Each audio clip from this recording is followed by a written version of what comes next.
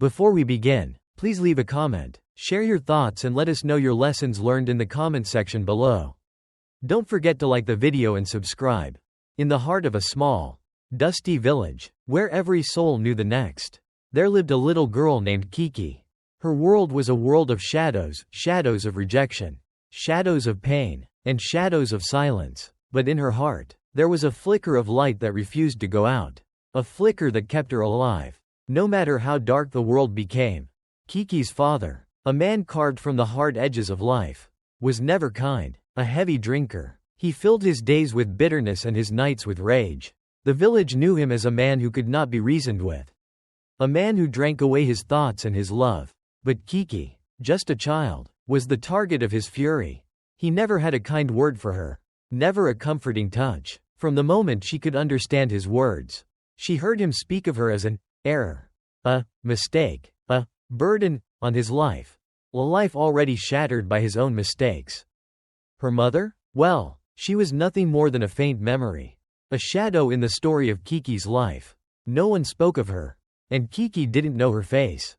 Her mother had vanished long ago, leaving nothing behind but a silence so deep it was suffocating. Kiki was left alone, at the mercy of a man who saw her as nothing more than an obstacle in his already painful life. It started when Kiki was still a baby. Her father would come home late at night, smelling of alcohol and defeat. He would stagger into the house, his footsteps heavy as they echoed through the dimly lit rooms. When he saw her, still swaddled in blankets, he would sneer. "What are you good for?" he would mutter under his breath. His words of venom that stung even the smallest of hearts. And so, Kiki grew up, not knowing love, not understanding tenderness. She was just a small, quiet girl in a house filled with anger. She would often curl up on the old, ragged couch, her large eyes filled with confusion and sorrow. Why did her father hate her so? What had she done wrong?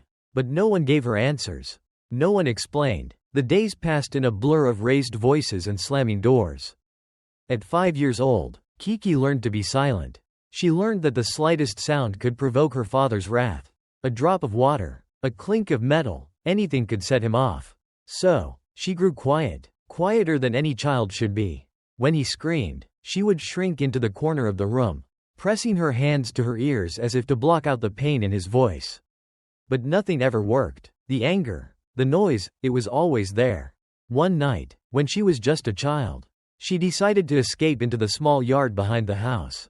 The moon hung in the sky like a silver lantern, casting long, eerie shadows across the ground. Kiki stood there, staring up at the heavens. And in that moment, something changed. She whispered to the stars above, "One day, I will be happy." It was a promise, a secret vow that she would keep hidden in her heart for years to come. The village watched, but no one helped. They knew what was happening in that house, but they turned their heads. The villagers were too afraid of Kiki's father, too afraid to step in and offer a helping hand. They said nothing. They did nothing. It was easier that way. Kiki learned early on that life wasn't fair. She learned that kindness was a rare gift, and trust was a fragile thing. She had no friends, no toys, and no family who cared for her. She had only herself and her dreams. There was one thing, however, that Kiki held onto, the tiny flicker of hope inside her. It was the only thing that was hers and hers alone. No matter how badly her father treated her, no matter how much the world seemed to hate her, this hope kept her going. She didn't understand it, not fully, but it was there, nestled in the pit of her stomach, refusing to leave. As the years passed, Kiki's father became more violent, more unpredictable. He drank away whatever was left of his spirit and turned his rage towards her. The house became a battlefield, the walls stained with the echoes of angry words. Kiki's heart, too, began to carry scars, but she never let them show. She learned to hide her pain, to keep her emotions buried deep inside. She told herself, "One day, I will escape. One day, I will be free." At the age of 7, Kiki started school. She thought it might be different. She thought it might be a place where she could finally find something to smile about. Somewhere where she could make friends and forget about the horrors of home. She was wrong. On her first day, she walked into the classroom with her old, patched-up schoolbag, her eyes wide with hope. She thought the other children would be kind, that they would see her as someone just like them. But the moment they saw her, Their laughter began. They whispered behind their hands, pointing at her shoes, her hair, her clothes. "She's the daughter of the madman," one of the children muttered. And just like that, Kiki was branded. She was different. She was not like them. And in a world of children who cared only for belonging, that was a curse. Kiki tried to ignore them. She sat at the back of the class, her head down, hoping that no one would notice her. But they always did. During recess, she stayed by the wall, watching as the other children played, laughing, forming bonds that she could never be a part of. Sometimes, a group of kids would come to her just to mock her. "Look at her clothes," they would say. "She looks like a beggar." The words stung, but Kiki didn't cry. She had learned not to. She had learned that tears only made things worse. So she held her head high and kept her mouth shut, even when the words cut deep. School was supposed to be her refuge. But it wasn't. It was just another place where she didn't belong. It was just another place where she was reminded every single day that she wasn't like everyone else. And yet, despite everything, Kiki refused to give up. At lunch, she would sit alone, her stomach growling with hunger. She had no food, just a piece of stale bread that she saved from breakfast. She watched as the other children ate their sandwiches, laughing and chatting, while she sat in silence, wishing she could be one of them. Once, a girl threw a half-eaten apple at her, saying, "Here, it's for you." Poor thing. Everyone laughed. Kiki picked up the apple, humiliated, and ate it in secret, her heart heavy with shame. But even in the face of this cruelty, Kiki didn't give in. She held onto that small spark of hope, the promise she had made to herself when she was little. One day, "I will be happy." She didn't know how or when, but she knew she had to keep going. No matter how many people turned their backs on her, no matter how many times she was made to feel worthless, she would survive. Her father's rage, the taunts of her classmates, the loneliness that consumed her every day, they couldn't break her. No, Kiki was stronger than that. She would find a way out. She would find a way to make a life for herself. A life where she was no longer defined by the cruelty of others. And so, with each passing day, Kiki learned. She learned how to survive. She learned how to keep her head up, even when the world tried to push her down. She learned that the greatest strength was in never giving up, even when everything seemed impossible. Because Kiki knew one thing for certain: no matter how hard life tried to break her, she would always rise again. And one day, she would be free. The first day of school had been Kiki's last hope, her one shot at a different life. With a heart full of dreams, she stepped into the classroom, her ragged school bag clutched tightly in her hands. She imagined it would be a place where, for once, she could smile, learn, and maybe even make friends. But she quickly realized that hope was nothing more than a fragile thread, ready to snap at the slightest pull.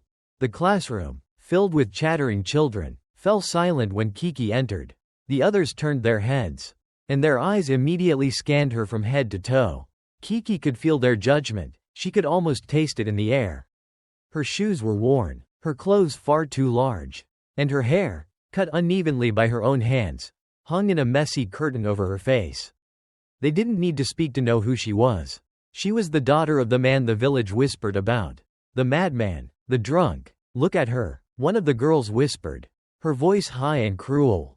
"She's the daughter of that crazy man." Kiki's heart sank. She wanted to crawl into a hole and disappear. But there was no hole. No escape. Not yet. She didn't say a word. She didn't have to. The cruel laughter and mocking eyes said everything for her. Kiki took a seat at the back of the class, her head low, pretending to be invisible. She couldn't let them see her. She couldn't let them know how much their words stung. The taunts echoed in her head, louder than the lesson. "Poor thing. Just look at her. She's a beggar." The teacher, oblivious to the cruelty of the children around her, continued with the lesson. But Kiki couldn't focus. She couldn't hear the words. Her mind was too consumed with the voices of her classmates, the judgment that hung in the air like a storm waiting to break. They didn't understand. They didn't know her story. They didn't know the pain she carried with every step, the bruises that didn't show, the scars that didn't fade. At recess, the laughter continued. The children ran and played, their joy a stark contrast to Kiki's isolation. She sat alone on the edge of the playground, hugging her knees to her chest. She wished she could join them, be like them, normal. But there was no place for her here. Not with her torn clothes. Not with her shy demeanor. not with her shame. A group of children approached her. Kiki didn't move. She knew what was coming. They surrounded her, their faces twisted in mockery. "Look at her," one of them sneered. "She's so dirty. It looks like she's never had a bath." The others laughed. Kiki kept her gaze fixed on the ground. She couldn't bear to look at them. She didn't want to see the hatred in their eyes. The way they viewed her as something less than them. "You're just a freak," another boy said, pushing her shoulder. "A freak with no friends." Her hands clenched into fists. But she didn't fight back. She never did. She had learned long ago that fighting only made things worse. The more she resisted, the more they pushed, the harder they laughed. The only way to survive was to become invisible. So, Kiki sank deeper into herself, pretending that she wasn't there, pretending that none of this mattered. At lunch, things didn't get any better. While the other children dug into their sandwiches, Kiki sat in silence, staring at her empty hands.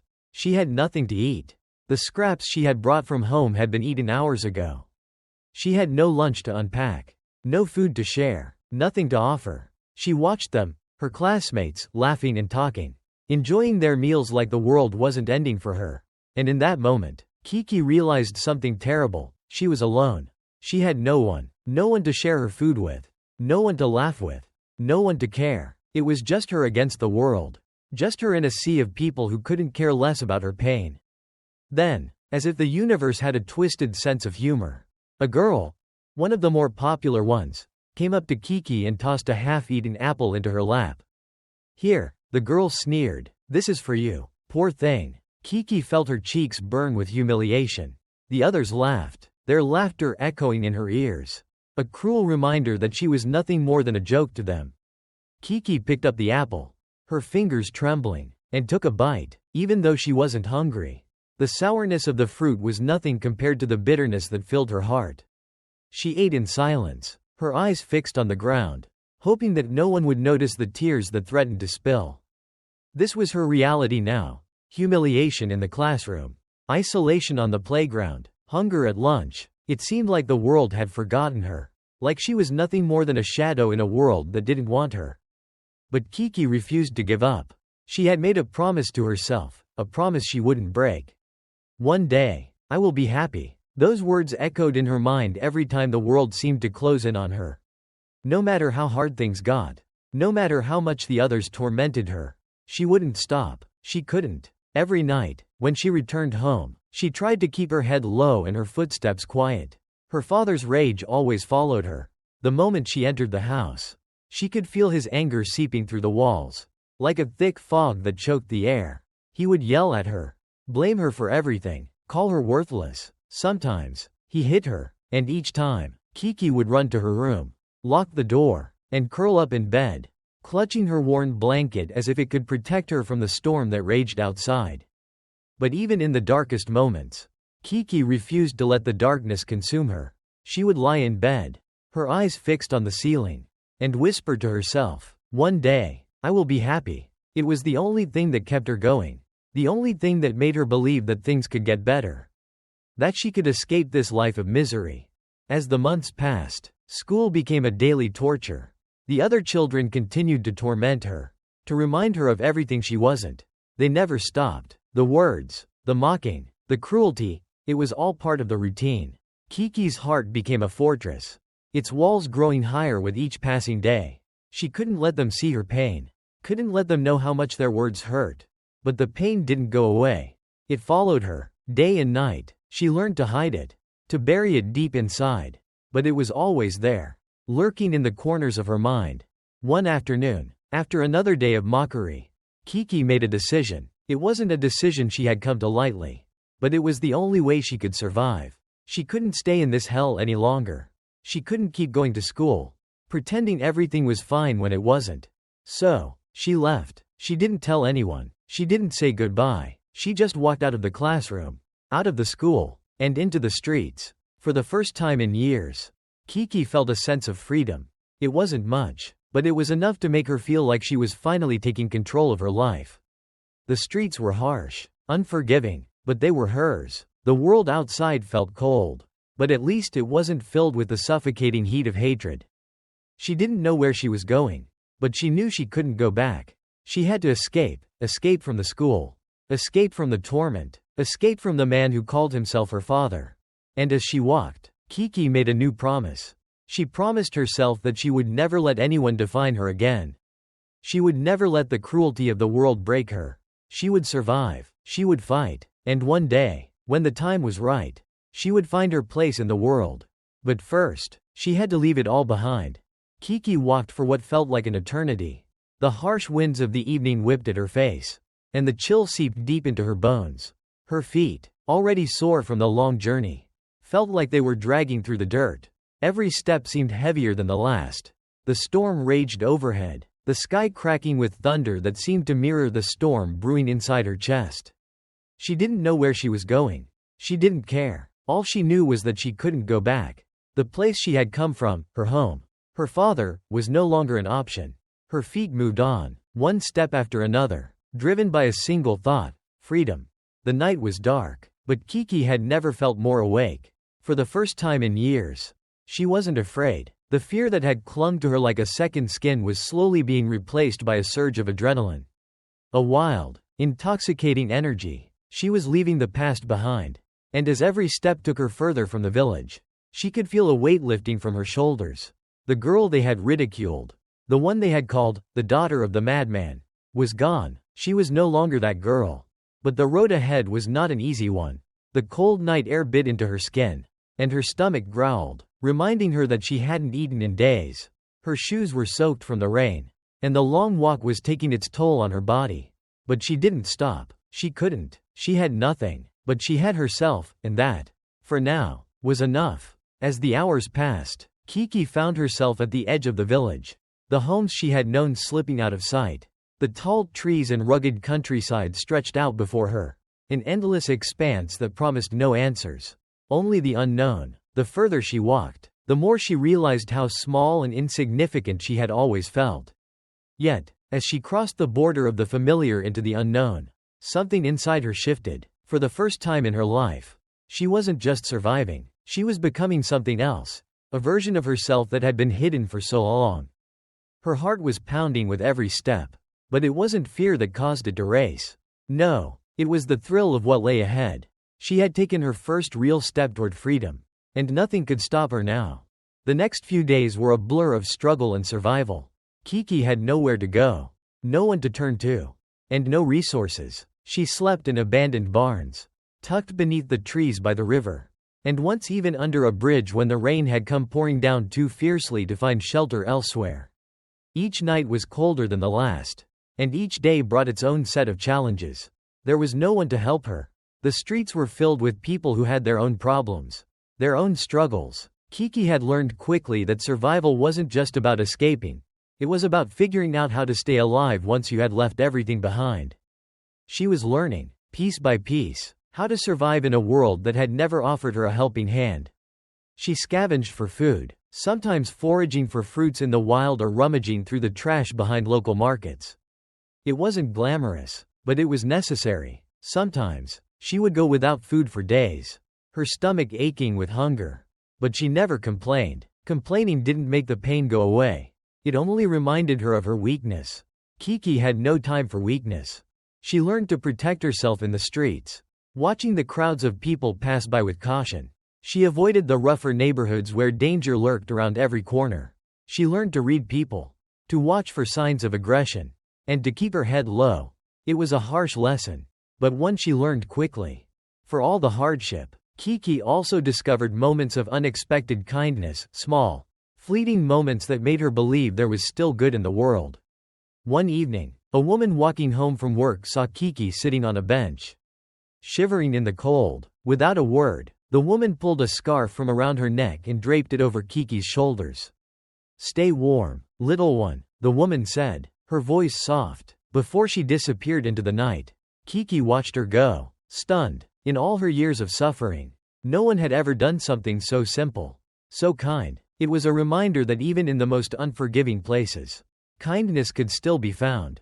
As the days turned into weeks, Kiki became more resourceful. She learned how to earn a little money, picking up odd jobs wherever she could find them. She would sweep the streets outside local stores, wash windows, or even clean up after the local markets. It wasn't much, but it was enough to keep her going. She used the money she earned to buy food, clothing, and other basic necessities. Every time she made a little bit of money, she put it in her small iron tin. The tin had become a symbol of her survival, of everything she had worked for.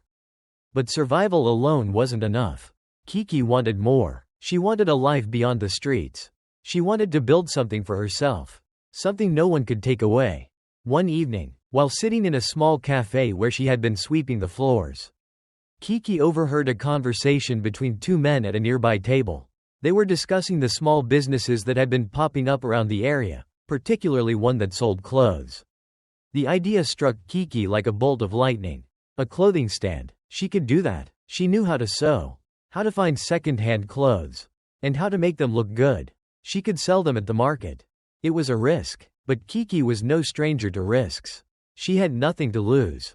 And for the first time in years, she felt a sense of purpose.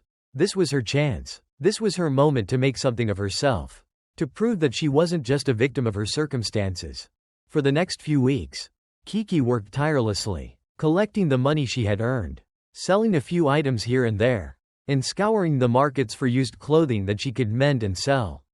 It was hard work, but Kiki didn't mind. She poured her heart into every stitch, every sale. She would set up her small stand every morning, sitting on a rickety wooden crate, hoping someone would stop by. At first, the customers were few, but they came, and every time one did, Kiki felt a rush of pride. This was hers. This was her dream, slowly becoming a reality. But the road to success wasn't smooth. As the weeks passed, other vendors began to notice Kiki's stand.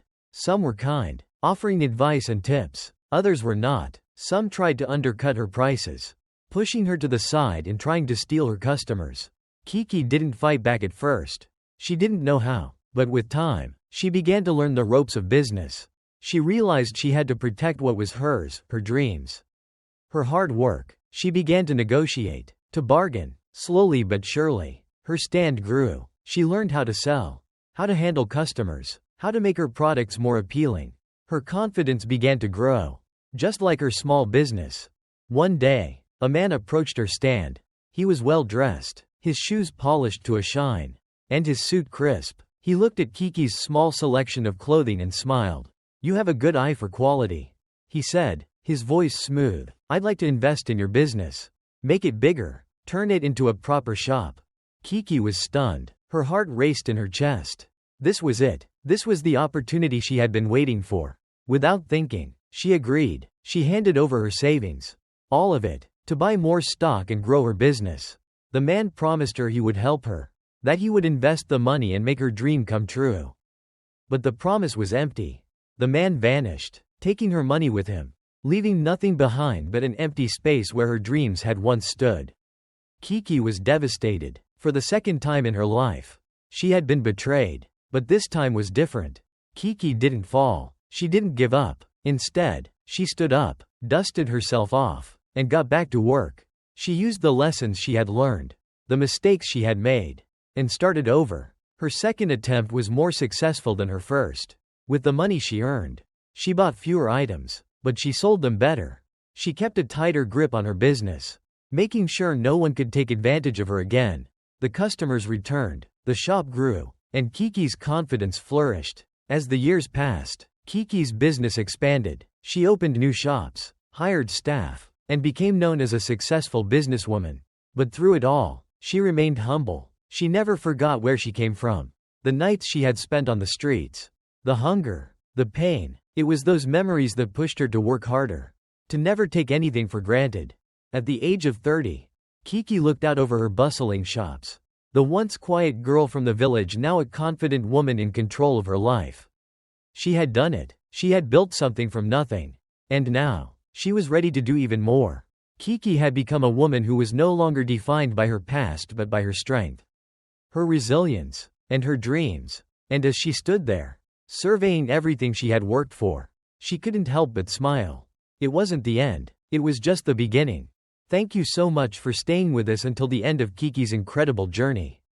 Your support means the world to us, and we hope you found inspiration in her resilience and determination. If you enjoyed the story, Don't forget to subscribe to our channel for more powerful tales and meaningful content. We'd love to hear your thoughts on Kiki's story. Please share your reflections in the comments below. Your feedback helps us create even better stories for you. Thank you again. And remember, no matter how difficult life gets, there is always a way to rise.